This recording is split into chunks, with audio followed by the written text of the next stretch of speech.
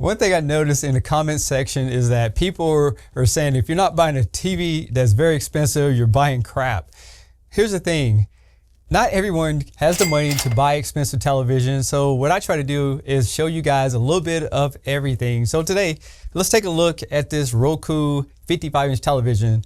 I paid around 300 bucks for it from Best Buy. So I figure why not? Roku is one of the easiest to use operating systems. So I think this TV might be great for a lot of people out there. With that being said, let's get out of the box, do some testing and see how good it really is. Let's get into it.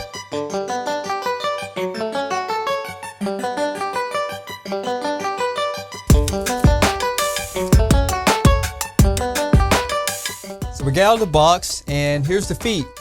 Surprisingly, they're made out of metal. It also comes with screws to mount the feet and a quick setup guide, remote control instructions, and some barcodes if you want to get their sound bar. And here's the famous Roku remote control. You have your home button, back button, navigation. It also has voice command. You have a guide as well as some hotkeys at the bottom. And then on the side, we have a volume rocker and a mute button below it. And just to let you know that this does come with batteries, so you don't have to buy anything separately. And as far as available sizes, you can get this series of televisions from a 43-inch up to an 85-inch, so there's plenty of selection. This TV does have speakers on each side. There's a press button here to turn the TV off and get through the inputs. And one thing I've noticed is that this is a thicker television, which normally brings better audio, just to be honest with you guys. And this feet does have a little notch in it. You just stick it right there and go ahead and insert the screws. Very easy. Now here's the back of the TV. Let's take a closer look. Now as far as the power cord, it is connected to the television. So just keep that in mind. You'll have to extend it a different way if you need to, but the cable looks pretty long. Now this is surprising. Not only that you have a reset button, but this is the first TV I've ever seen that has a USB-C connection. It also has 3 HDMI inputs, and this is eARC for your soundbar. You have an optical output, a TV tuner, and you do have a LAN connection. Instead of having a screen protector, this TV has a piece of cardboard over it. Now, as far as glare, I just want to take this sheet and just show you. It's not too bad, actually. I've seen a lot worse out there. And just so you know, the power cord is 5 foot long. And for this particular size, we're looking about 43 inches from foot to foot and around 2.5 as far as the height on it. Now we're going to take a look at some movie trailers, and I can say that this TV actually has a great picture on it. And just so you know, this TV does support HDR10, HDR10 Plus, and HLG picture profiles, and the contrast looks pretty good to me, and it's because this TV uses direct LED backlights. Now it doesn't have local dimming or anything like that, but we'll test the contrast out in just a moment. But before we do that, let's take a look at how these different picture profiles perform on this television. Now, first of all, this is standard mode. It gives it that nice blue look to it. Then we have vivid, which is kind of interesting because the TV didn't get brighter like most televisions. And then we have sports mode. And then if you want that warm look that brings out all those shadow details, we have movie mode. And if you want to save energy, they also have power mode, which lowers the backlight, so it will consume a lot less energy. And these are the settings for SDR mode. Now I want to show you some of the different picture settings for HDR. The first setting is HDR dark. Then you have HDR standard that brings some of the brightness back. And then you have HDR bright, which again, look at the difference. It just makes the TV look a lot more cooler if you look at the picture profiles moving from standard to dark. But if you need to, you can customize the picture and go in here and do some adjustments. And this includes the expert settings where you can change the dynamic contrast. You also have dynamic tone mapping, and you can change the gamma from 2.2 over to 2.4, but 2.2 is recommended. And one thing I want to point out is that you do get that HDR badge in the corner, which is great, so you know that the TV is in HDR mode. Now, if you're a sports watcher, it looks like the motion works really good on this television, but I would say on this particular channel, the colors are not that punchy or saturated. And it could be the content, but it looks like the whites are very white, but the green, again, does look like it's as natural as I've seen before on other TVs, but it's not that bad considering the price point. Now, we'll do some more tests later on in this video, but I want to show you some different action on it so you can see how good it works. It looks like it has decent shadow details, especially up in this area, but I will say it's not the clearest TV, but we'll do some more tests on it to see how well it actually performs. Now we're going to take a look at the Xbox, and one thing you need to do if you go into your picture settings and go down here to customize picture, there's a game mode on it right here.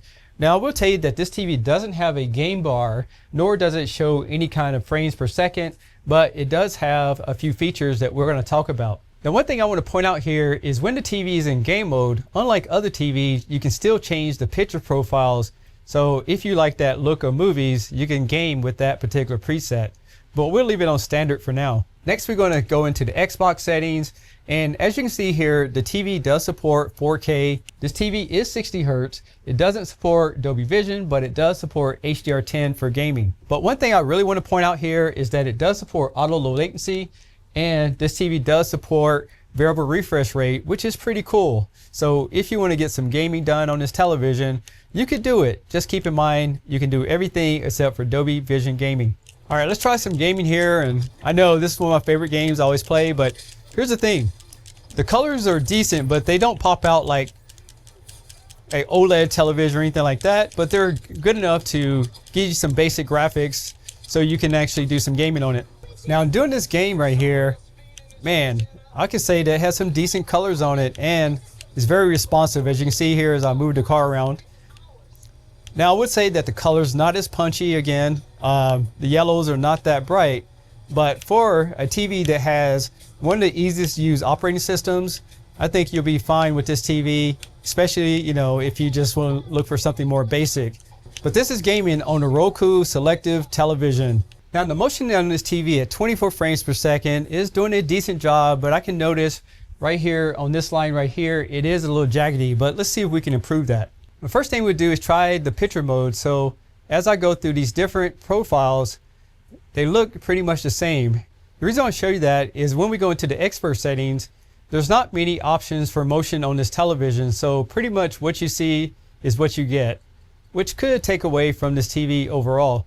With that being said, when we're looking at 60 frames per second, just like most TVs, this TV is going to give you a much better response and it's going to be a lot smoother, but it all depends on the content you're watching. And I would say that this TV is not really designed to be a full-blown cinema television, but for what it is, I think it does a great job, especially at the price point.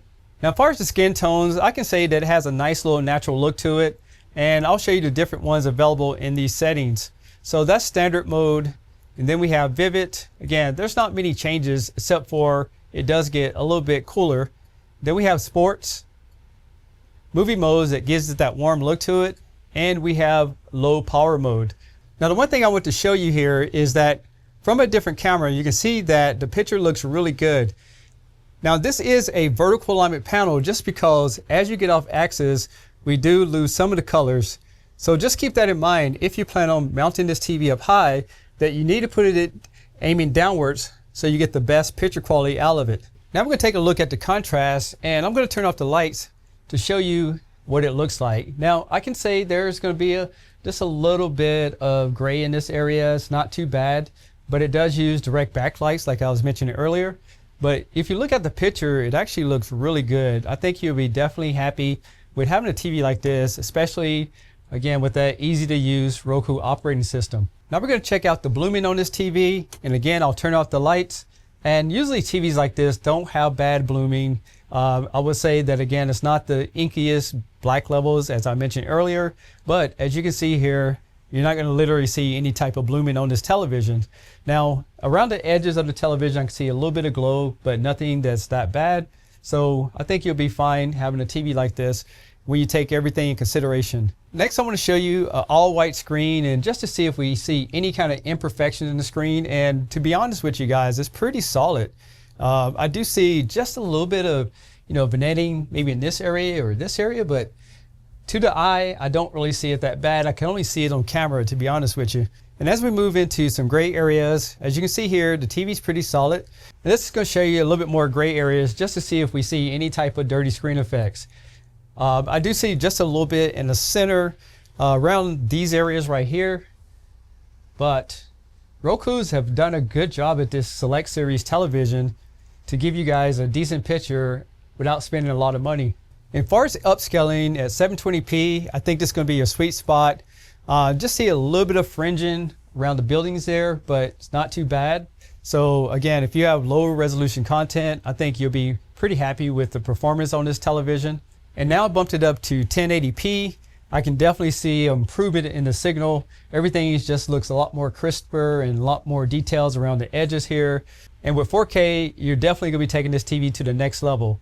I can just say everything's a lot more detailed, it's crisp, and is very sharp around all the little buildings and the little windows and things like that. So 4K is definitely the best way to go when you get an opportunity to display the signal. And while we're in here, I want to show you how you can stretch out the picture. So we go over here into customize picture, and then we go down here to picture size. You have direct, we have normal, and as you can see, the screen is starting to stretch out just a little bit. So if you have any type of older content that doesn't fill out the screen, you may be cropping the image, but you can fill it up. And as you can see here in the zoom mode, we do lose the icons down here, and that shows you how much it's going to be cutting off the signal. So just keep that in mind if you're going to go ahead and use the picture sizer. And the last thing I want to show you is the audio settings. So if we go to sound settings, you can see there's an auto sound mode.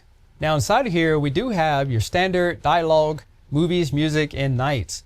But they always recommend the auto settings, so it'll adjust itself with whatever content you're watching. There's also a customized sound setting, and this allows you to control the Dolby AC dialogue, as well as volume leveling. So this is going to help out with those annoying commercials.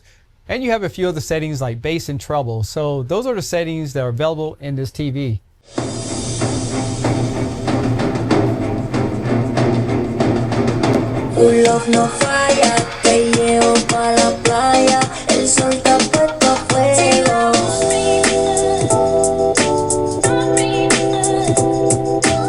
In order to set up this Roku TV, you will need internet service, a Roku account, but if you want to simplify it, download the Roku application and then you can set up your TV directly from the app. First, you want to choose your language, choose setup for home use, go ahead and connect your Wi-Fi. Then the TV is going to look for updates. Even though it's already connected to the TV, I need to open up my camera app and scan the barcode.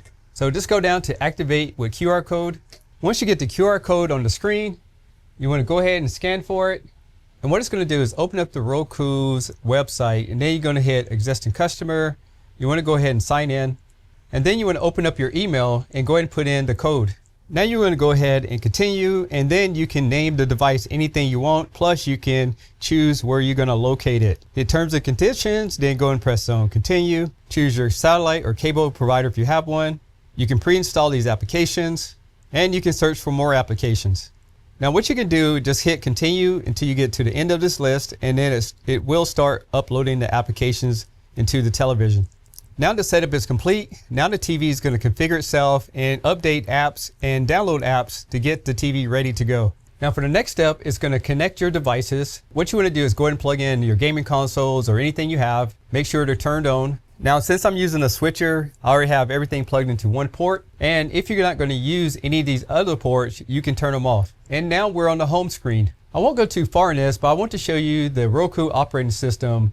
You have your home screen, and this is where you can basically put all your different applications. And Roku has this new feature called Photo Stream, where you can have your photos to show as well as backdrop. And when it comes to this backdrop, think of it as ambient mode. So whenever you're not using the TV, you can display these different artworks. Not only can you upload your own photos, but you can connect it to Google Photo as well to show your family memories.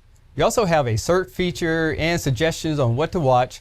And if we go down here to the settings, you can connect your network. You can add different Roku compatible devices.